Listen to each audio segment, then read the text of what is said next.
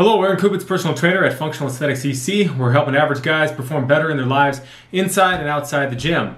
So today's video is going to be a nutrition-related video on the topic of salt. So salt, particularly in fitness and health-conscious community, is typically given a kind of a bad rap, especially in the past. Now, currently, there is kind of more of a return towards more traditionalism, and particularly with doing things like the carnivore diet, keto, more primal living and stuff like that, eating more whole foods and everything, versus the food guide pyramid that was very popular back in the 80s and early 90s.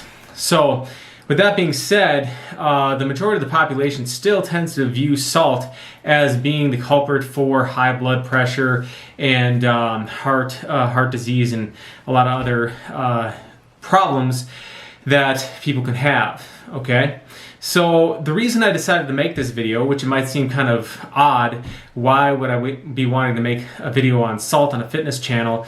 Now, salt is one of the electrolytes, right? Because you have sodium, potassium, you got magnesium as well, and those things help to keep you hydrated and improve athletic performance, right? Now, I've never been one to consciously limit my salt intake, right?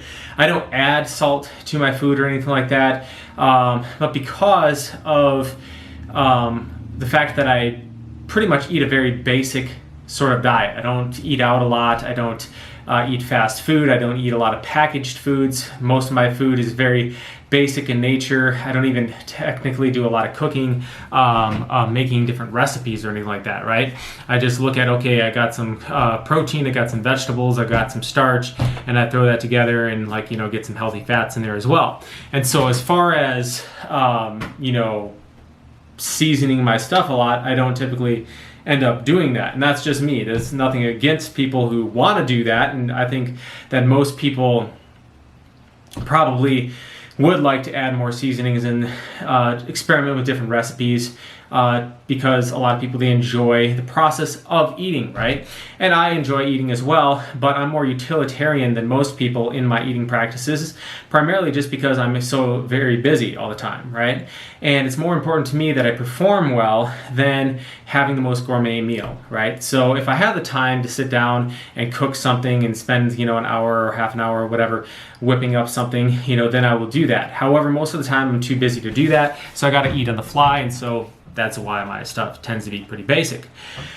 So a couple of months ago, I was listening to a podcast, and this podcast was on the benefits of salt for the brain and body for optimizing performance and brain function, right? And I was listening to this podcast, had a lot of really interesting information. I'll probably go back and listen to that one again. But it was also, the one part of the podcast, it was talking about how the RDA for sodium is about 2,300 milligrams per day for an average person, right? And then they said that the average American gets about 3,200 milligrams per day of sodium, right? And so they were saying that, that's actually not such a bad thing, particularly if you're an athlete, you're sweating out a lot of stuff, you got to add that back in, and why those levels of sodium might actually be a little bit too low. Well, it got me to thinking, because I was like, well, I don't really add any salt to my food or anything like that. And I was wondering, well, how much salt do I actually get? And after looking at it, it looks like the most significant source of sodium that I get is from the canned tuna that I eat. So one can of tuna has about 12% of the daily value of sodium that you're supposed to be getting. So I realized, I was like, wow, my salt intake is actually pretty low, even with the RDA, let alone what they were recommending that athletes should be consuming. So I didn't give that much thought. I was like, I'm going to put this on the back shelf because I was pretty busy. I was like, I'm going to come back and look at this and do a little bit more research on this in the future to kind of determine what I should do about this, right? Because I don't like to just randomly just start upping different supplements or nutrients in my diet. I like to have a pretty solid reason for why I'm doing that. And probably a month after that, my wife bought some of these grass-fed beef sticks, right? They're kind of like a healthy version of like a Slim Jim or something, right? So minus all of the nitrates and different preservatives that you're going to get in that. This is a healthier version. Now, I typically, like I said, stick to a very basic diet, right?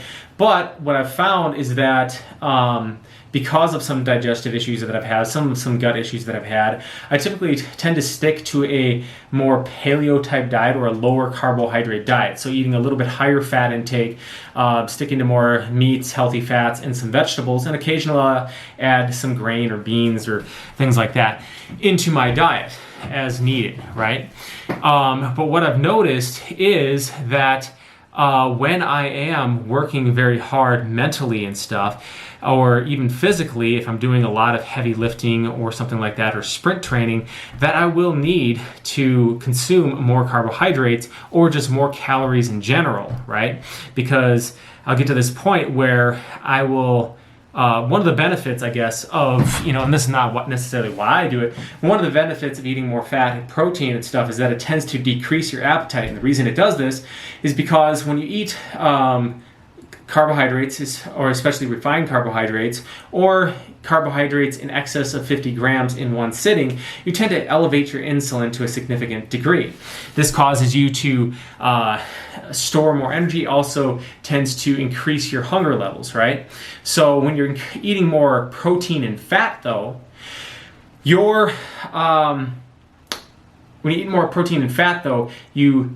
help to lower that insulin response and thus stabilize your blood sugar. Thus you get less hungry and you stay full longer. So it's actually a pretty good strategy for people who are trying to stay lean, right?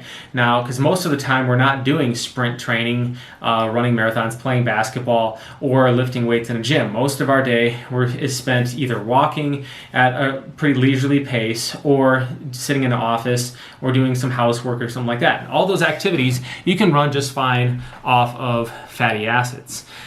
So it actually works quite good. But what I've noticed is that your brain does require some glucose, right? And when I do put in a lot of hours of work, or pushing myself for extended periods of time, and pushing the envelope, pushing the limits, that I do need a little bit more of that energy. So long story short, I grabbed one of those beef sticks out of the refrigerator and ate that, because otherwise I'll just end up eating I'll be feeling full, but I feel like I do need more. So I'll be stuffed and full, trying to cram down more vegetables and protein and meat, right? So I grabbed this beef stick for whatever reason, and even though it is protein and primarily protein and fat, I noticed that it was much saltier than what I typically consume, right? And I didn't think about it much at that time, but it did help me get over the edge, right? It helped me push for about another hour on what I was doing. I also felt like my mental alertness increased. And then in the days following, the following day and stuff, when I went for a run, my running performance was actually increased. I was actually sweating more than typical. And my digestion was increasing as well, because I tend to have some issues with the digestion process and things like that. So my bowel movements were smoother. I had less gas. And so I started thinking, well, maybe let's look into this salt thing a little bit more and do a little bit of a deeper dive into that and the benefits associated with salt. And maybe I need to be upping my salt intake to, help bring this around, because I've been doing a few other things as well. I've been doing some stuff for candida overgrowth, rebalancing the microbiome. I was working with a functional medicine practitioner. So there's a variety of different things that have been contributing to my slow, progressively improving the health of my digestive tract and my overall health as a result of that. But it did seem there was a significant response from adding more salt in my diet. And so the purpose of this video is to kind of explain some of the research that I've done into the benefits of salt and some of the history of salt, and why we have this negative connotation surrounding the consumption of salt and it causing high blood pressure and things of that nature. Okay, so in the process of my research, I decided to look at a book that I've heard cited quite a few times on different health-related podcasts and things like that. It was called The Salt Fix by this doctor. I got to look at his name here. I think it's Dr. D. Nicolotani. Tanio. I'm not sure if I'm pronouncing his name right or not, and I apologize if I'm mispronouncing that. But in his book, he kind of goes over some of the history of salt and things like that, and from back in history as well as currently, as well as American history and different factors affecting that, as well as the true cause behind high blood pressure, and also some things related to how you can actually improve your health and things like that. Okay, so to start off is that we have, I guess, the high blood pressure hypothesis was started in like 1904, and they actually had 6 patients in this study, so a pretty small study, and the hypothesis was that when you take in more salt, you're going to it's going to cause you to want to drink more water, which then increases the volume of your blood in order to dilute the salt that is in your bloodstream, thus causing increased pressure, because now you have more volume that's going through the blood vessels, and thus you get this hypertension from the increased salt, right? However, it was found that is not necessarily the case, right? So the human body actually is capable of creating its own salt, right? So you'll have the kidneys processing anywhere between 3.2 to 3.6 pounds of salt every single day. So the addition of a few extra grams of salt on top of that, I would not think is going to be a significant contributor to increasing your blood pressure, okay?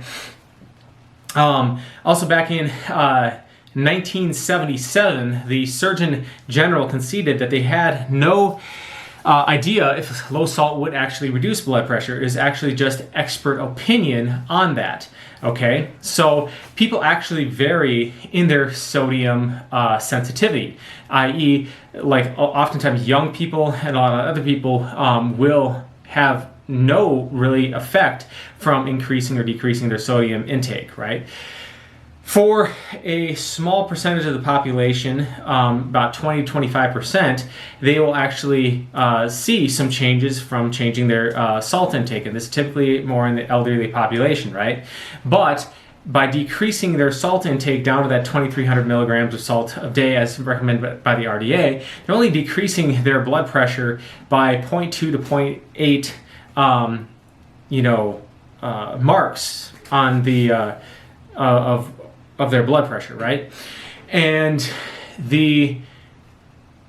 I guess the experts all agree that your risk for cardiovascular disease is a combination of both heart rate and your blood pressure. So not just blood pressure, but also heart rate. So it is also a known fact that when you decrease sodium intake, you increase heart rate. And in fact, that is by 4 beats per minute that you are increasing your heart rate by decreasing it down. So in order to get a 0.2 to 0.8 decrease in blood pressure, millimeters of mercury decrease in blood pressure, you are increasing your heart rate by 4 beats per minute. Okay, so you're getting a small decrease in blood pressure, but also a fairly significant increase in heart rate. So it's pretty much a wash. Okay, now if we go into the history of sodium consumption, right? So if you go back into the early 1900s, back in that the incidence of cardiovascular disease was estimated between 5 and 10%. Now granted, there was not widespread studies being done on this at the time or prior to that, so we don't know much about that, right? But 5 to 10%, right? Then over the years, we saw in like the early 1930s in Chicago, that number jumped up to between 11 and 13%.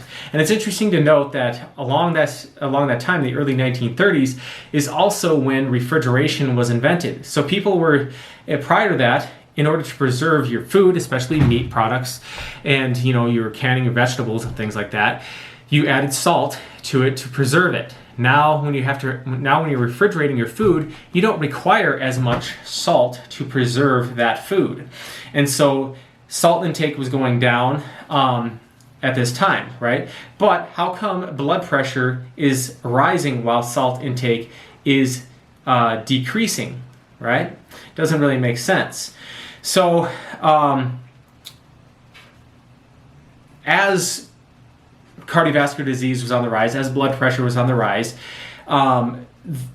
there was couple scientists were looking for a solution to this. So you had one scientist, and his hypothesis was that it was the sugar. The other guy was that his hypothesis was that it was the salt. And the salt guy was actually more vocal than the sugar guy, and so he got more media attention, and thus that's the way that we kind of tended to go, is that the salt was the problem and not the sugar.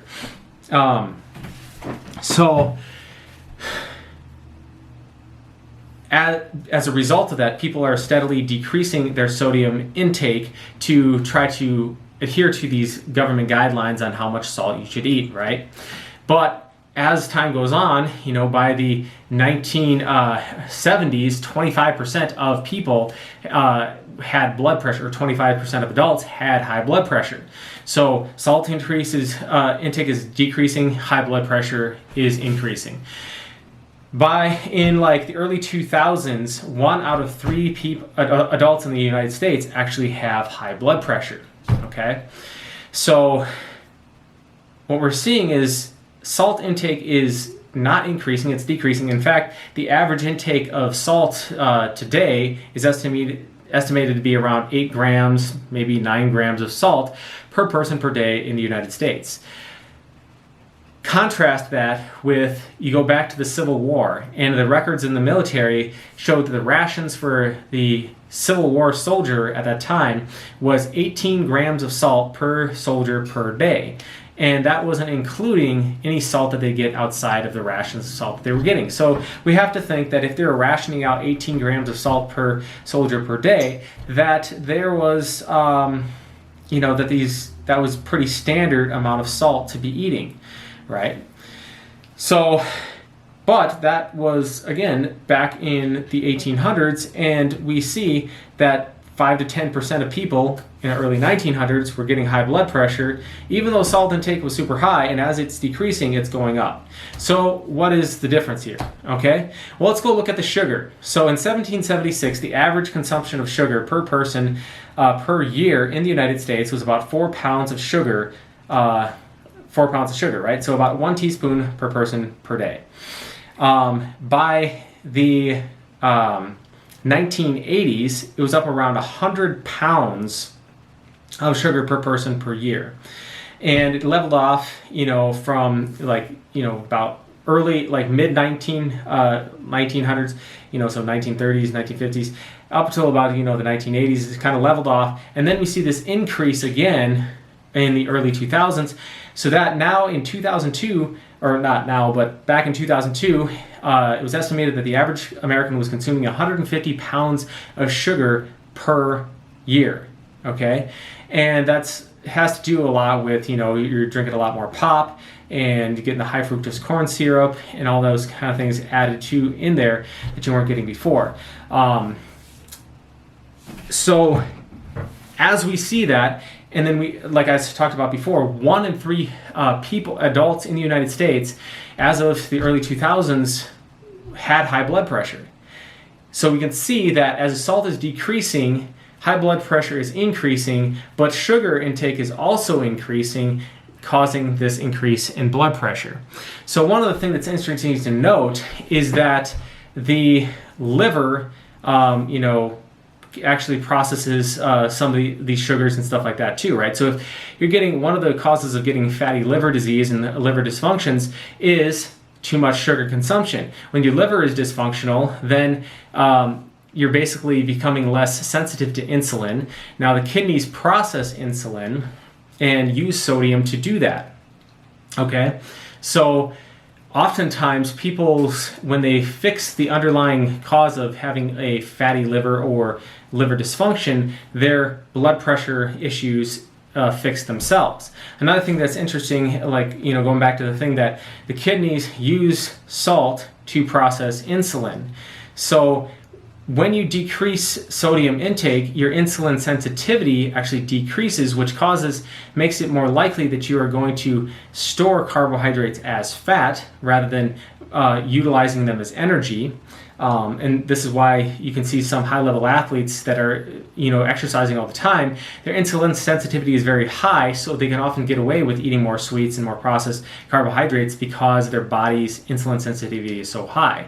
Well, the other thing that happens, though, along with decreased insulin sensitivity from eating more, or from decreasing your salt, is that the body also tries to conserve salt intake, and how it does this is by decreasing your urges to go out and move and to exercise, right? So you're more likely to be sedentary because your body's trying to not sweat out this limited amount of sodium that it has, and you're also going to have decreased insulin sensitivity, making it so that you're going to be more likely to store fat in your body.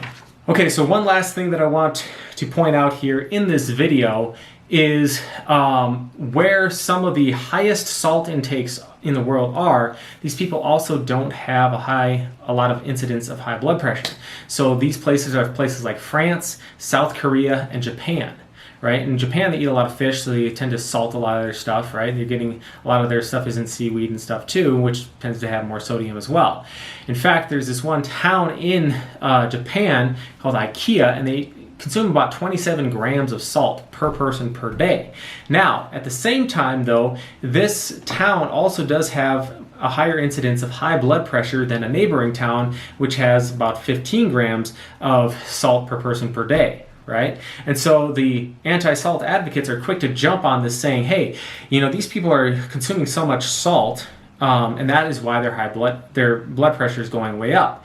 Well, there's also I think it was like cesium or something like that in the water, which is also correlated with high blood pressure. Don't quote me on that. It's just off the top of my head that I remember there was also some toxins that were in their water supply, which also correlate to this high blood pressure.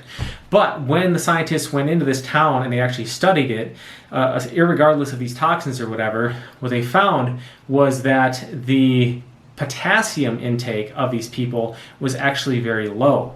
And so when they increased their consumption of apples, and apples are, maybe this is why they said an apple a day keeps the doctor away, right? An apple, in addition to numerous other nutrients, is also pretty high in potassium, right? So when you're eating more potassium, it also helps stabilize it. Once they increased their potassium levels, their blood pressure went back to normal, even though they didn't change anything with their salt intake. Okay, so you might be asking, what is the ideal amount of salt or a ratio of salt to potassium that I should be consuming? Because the ratio is more important than the absolute quantities, right? Because everybody's going to maybe, be eating more. Like a bigger person is going to eat more food. A more active person is going to be maybe eating more food. So the ratio, just like with fatty acids, like omega-3s to omega-6 ratio, the ratio is more important than the absolute quantities. So in general, you want to have like a 3-to-1 ratio of potassium to sodium to help keep your blood pressure in an ideal range and help to optimize your cardiovascular health. Okay, so in this last section of the video, I just want to go over some practical information on how much salt that you should be consuming, depending on whether you are just an average person or if you're an athlete. Obviously, athletes are going to require more of most nutrients, and that includes electrolytes such as sodium. I also want to close out this video with talking about some benefits of consuming more salt and some harmful side effects of too low sodium intake. So I don't have all these things memorized off the top of my head, so I have my notes here on my computer. I'm going to read some of them off as much as I can off the top of my head, but see what I can do here. So a person can sweat between 1,400 milligrams per hour in a moderate climate, all the way up to about 2,800 milligrams of salt if you're in a very hot climate, right? So if you want to optimize your performance, prevent dehydration, and have more stamina to push through in these hot climates and whatnot, you're going to definitely want to pay attention to your hydration strategy, including the electrolytes, balancing out sodium, potassium, magnesium.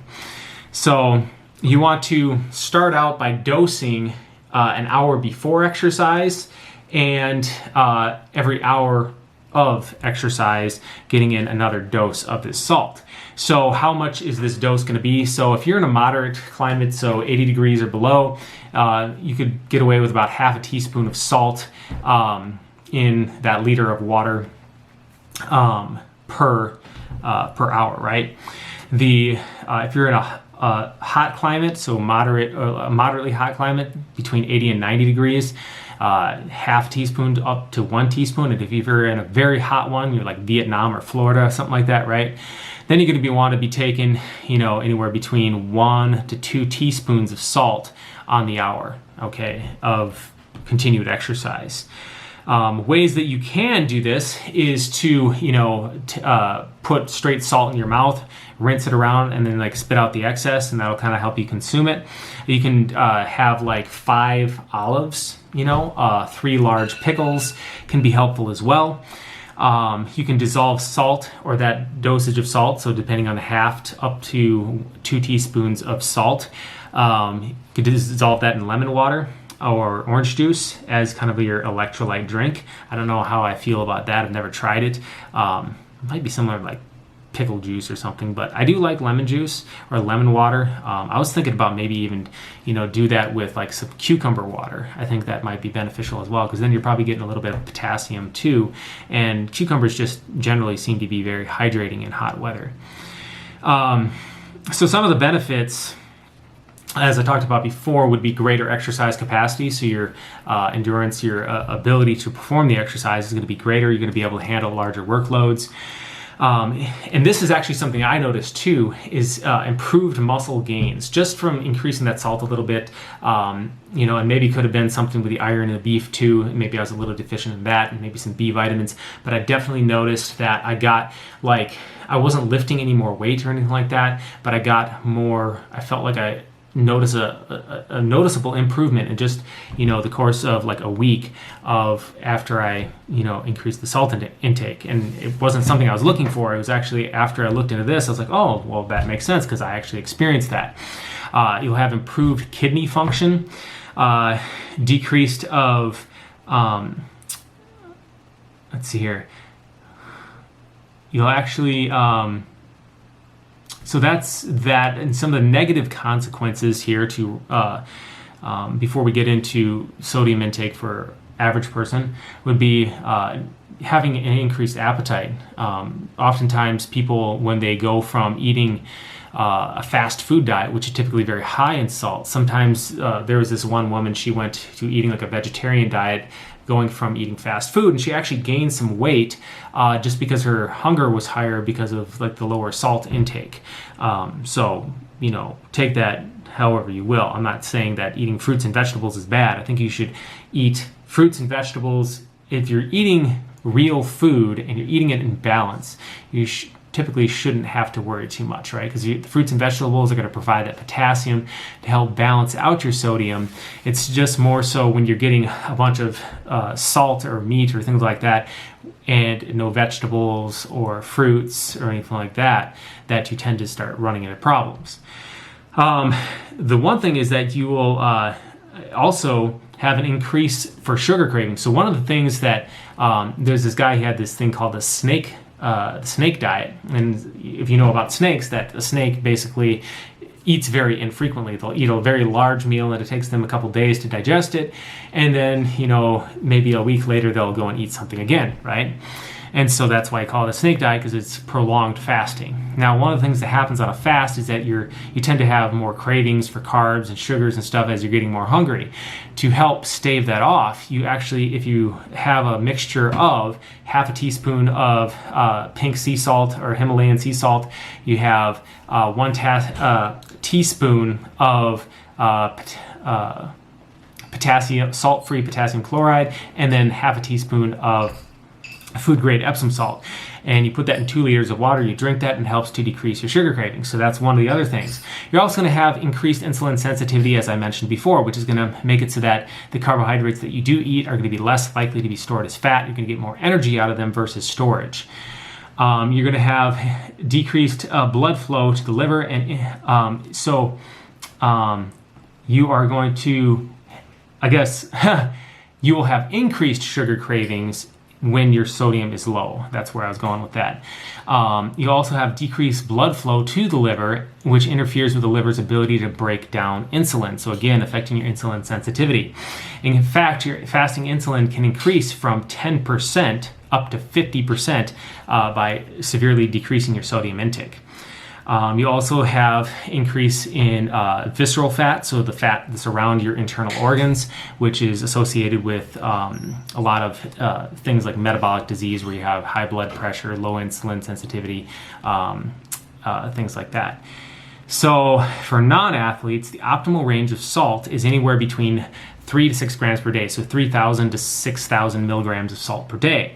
And some things that can increase your need for salt would be if you have a diet that's high in sugar. If you're eating a lot of sugar, you're going to probably need more salt.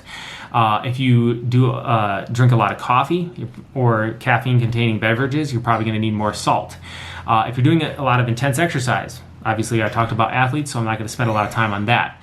If you are in a low-carb diet, so whether you're in a super high-carb diet or also a low-carb diet, and this is probably why I benefited from having more salt in my diet, because when you're on that low-carb diet, you need more of those electrolytes to help you retain more water in the cells, because carbohydrates tend to, like every gram of glucose is going to attract 4 grams of water, so you're going to hold more water weight when you are on a higher carbohydrate diet, and when you're on a low-carb diet, you're going to be more hold less water in your cells. Also, if you have kidney problems, if you're taking antidepressants, some diabetes medications, don't quote me on this, I'm not a doctor, talk to your doctor about this. The other thing would be if you have inflammatory bowel disease, so like IBS, right? All right, guys, so to wrap this up, hopefully you found this information useful in this video. Maybe it was eye-opening to see how maybe you can potentially change your viewpoint on salt, and maybe you need to actually increase the salt, and maybe it could actually be beneficial for your overall health and well-being. And maybe having salt levels at super low levels are not necessarily the best thing for you. Again, as I said, I'm not a doctor. This is just some of the research that I've seen, as well as anecdotal evidence in myself, as I've noticed some improvements. And so I thought I would share this with you. As always, consult a medical professional if you want more comprehensive information on this and to actually verify this stuff. I will leave some of the information, such as the quantities of sodium for athletes as well as for non-athletes, in the description underneath the video, so check that out. There's also typically some other content that I leave in there as well. If you liked the video, make sure you hit that like button, and if you'd like to see more information like this, be sure to hit that button, subscribe button in the lower right-hand corner of the screen, somewhere around here, and we will see you all next time for more health and fitness related information. Thanks guys for watching.